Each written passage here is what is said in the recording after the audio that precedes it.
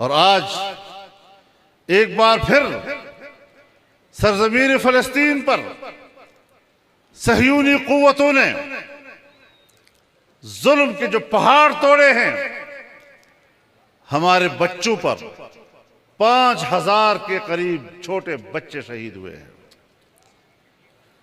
ہماری مائیں اور بہنیں شہید ہوئی ہیں، ملبوں کے نیچے اب بھی دبی ہوئی ہیں، وہی ملبے ہی ان کے قبرستان بنے ہوئے ہیں۔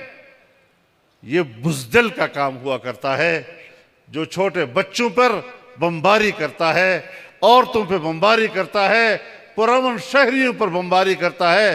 تمہیں جرت ہے تو پھر میدان میں کیوں نہیں آ رہے؟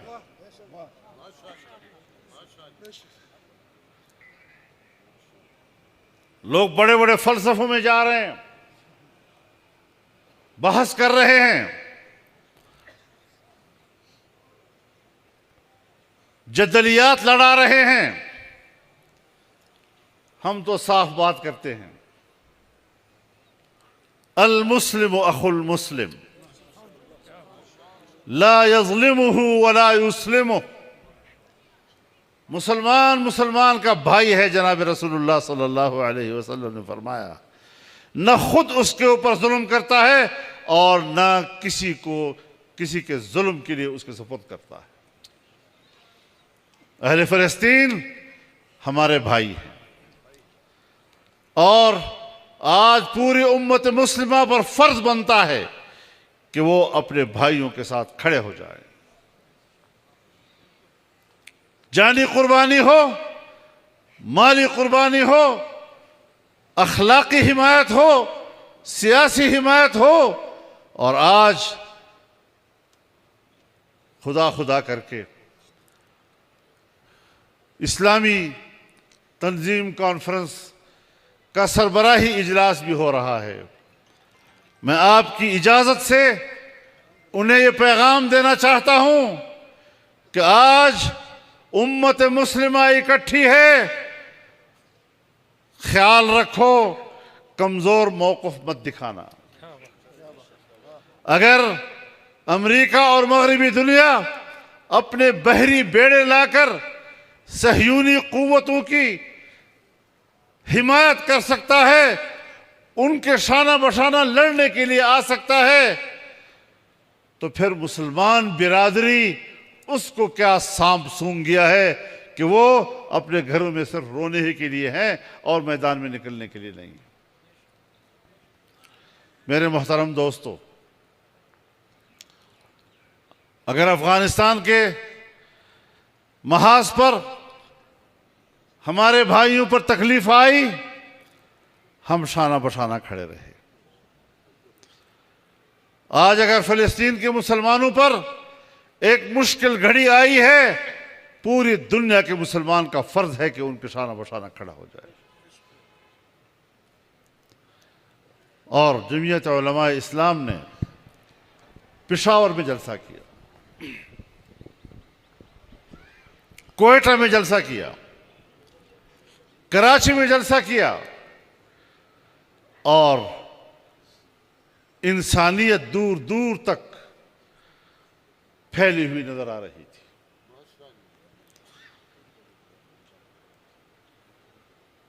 آج آپ کے اس اجتماع سے بھی جو تائید مل رہی ہے،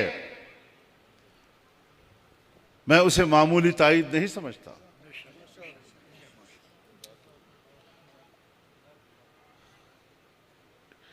مسلمان امت کیا چاہتی ہے؟ اسلامی قیادت نے مسلمانوں کے جذبات کو دیکھنا ہے،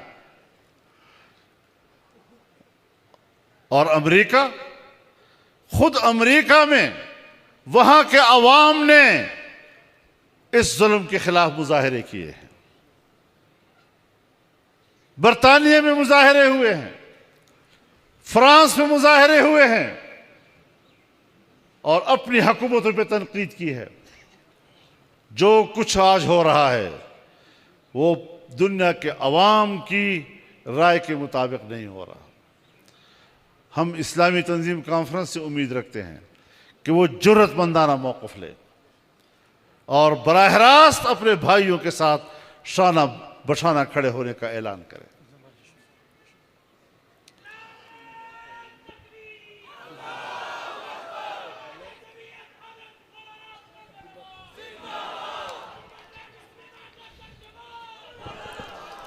میرے محترم دوستو،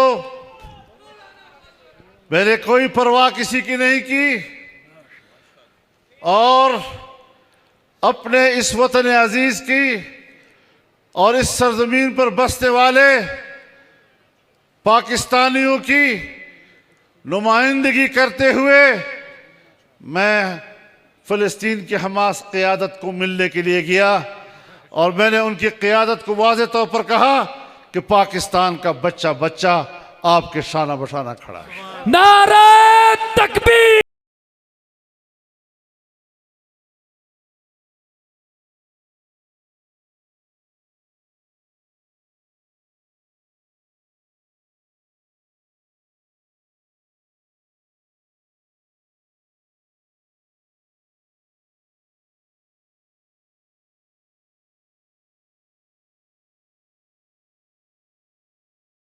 بڑی وضاحت کے ساتھ کہا کہ پوری دنیا میں ہماری سب سے بڑی امید پاکستان ہے،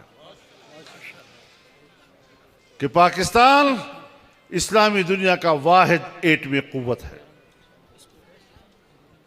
اور پاکستان نے اقوام متحدہ میں جو جرأت مندانہ موقف دیا ہے، ہم دل و جان سے اس کی قدر کرتے ہیں،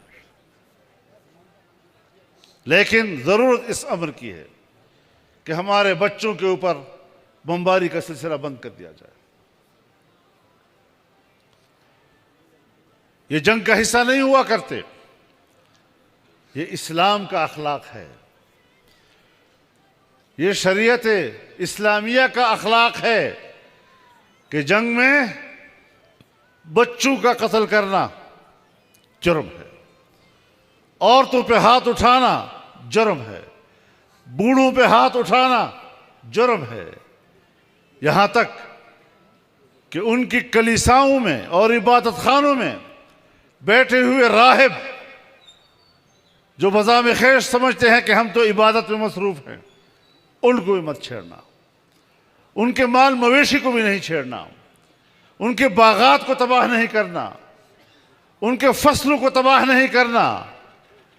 جنگ کے بھی عظیم الشان اصول دین اسلام نے دیے ہیں اور ایسے ذلیل اور رسوا قومیں جس طرح صہیونی قوم کہ وہ کہتی ہے کہ ہمارے لیے بچوں کو بھی قتل کرنا جائز ہے، عورتوں کو بھی قتل کرنا جائز ہے، انسانیت کا قتل، میں سوچتا ہوں کہاں ہے وہ انسانی حقوق کی تنظیمیں؟